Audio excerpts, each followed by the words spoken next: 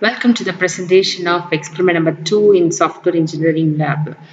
So the experiment number 2 is about software requirement analysis. So here come we are going to do and requirement aspect, mainly budgeting and scheduling aspect. We are going to do an analysis, and with the help of some of the tools, we are going to do this kind of analysis part. So we are going to describe before that the phases and the modules and the deliverables and functional and non-functional requirements of this particular project. So what you have done in experiment number 1, the same project title you're going to carry out for entire experiments. So all 10 experiments are based on your first title. So here comes you're going to write that aim and that same title, remove all the red lines while you submit the documentation part. As per this template, you're going to prepare this experiment. So what is meant by software requirement analysis? So we are going to do a complete study and analyzing the description of the entire software. So what is software, what is process, and what is the final product?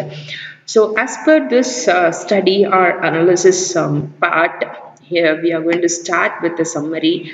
So it is a kind of an abstract. It's kind of an abstract with the minimum 250 words and make it as a paragraph. So first part you have to explain what is just an introduction and the purpose, objective, problem statement, methodology, result, and conclusion, little things. For example, fingerprint voting system.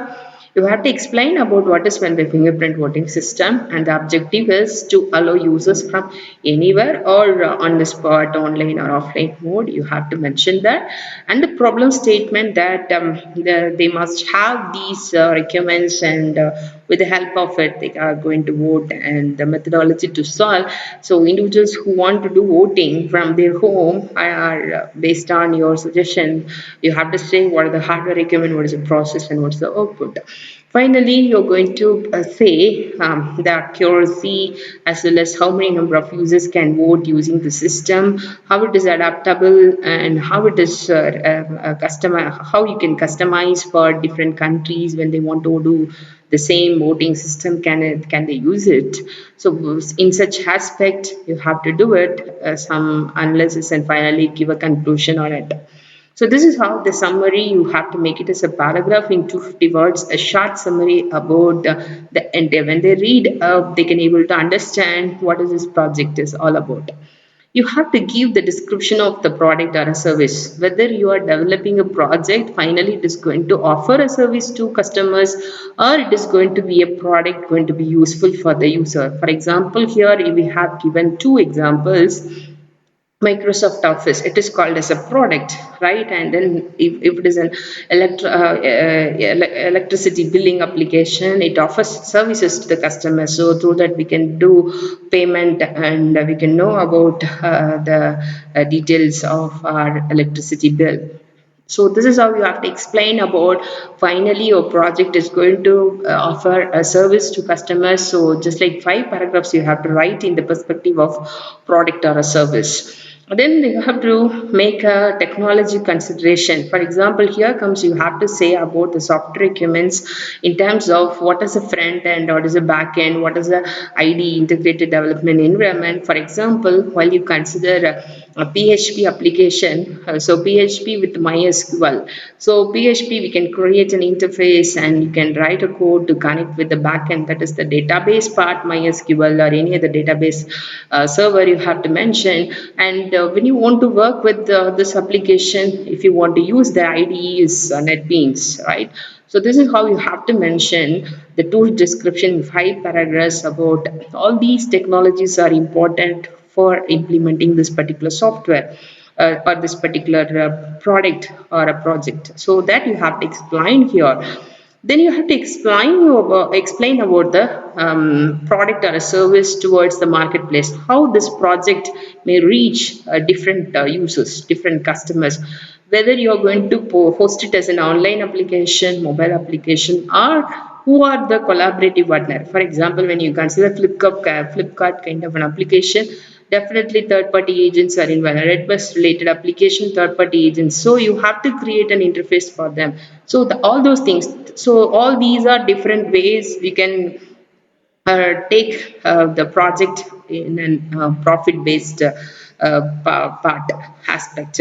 So you can reach how your project may reach a huge market, huge customers. So all in that aspect you have to do a study and you have to write two paragraphs. Then the marketing strategy, the goals and the fears, competitors, trend, the weakness, opportunity, threats, and multiple channels, online community blogs. Because any project or a product, when you consider all these supportive links are needed, because all these are offering a the marketing strategy. It's a kind of an advertising, so through which you can publicize your project to large number of customers. But at the same time you have to compare your product with other customers as well. For example, like Flipkart and Amazon, they are doing the same kind of business, so they have to they definitely they will compare. And how then some of the new channels or new menus, new pages, new options they will open up for the community to get benefited, but at the same time they will improve their marketing strategy, right? So this kind of comparison also you have to do. How so when your project, okay, so you have to compare it with some other project which are related or concentrated on the same business. Next, organization, that is staffing. So staffing means that is how much employees you have to, because every project when you implement, definitely it needs some employees. So you have to manage those employees. That is why in every website when you go, careers options will be there. So do you have, are you going to provide such kind of options? So for login, upload, submit, and for supportive part you have to create about the job description which are going to generate through this project. Okay, and then you have to prepare the schedule, and the schedule part you're going to prepare a table and a graph. So I'm going to provide you two tools, that is in Excel. With the help of it you're going to derive this schedule.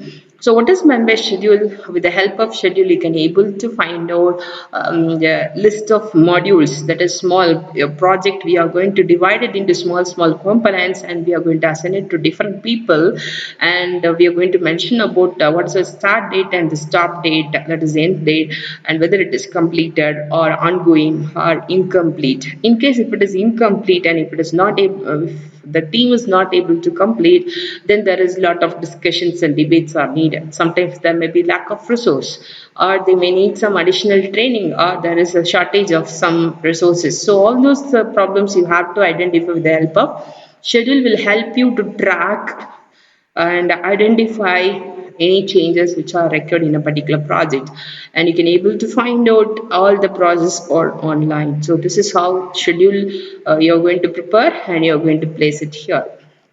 Then the financial projections. This is about the budgeting part, and for this also I'll provide a Excel sheet. With the help of it, you can derive that.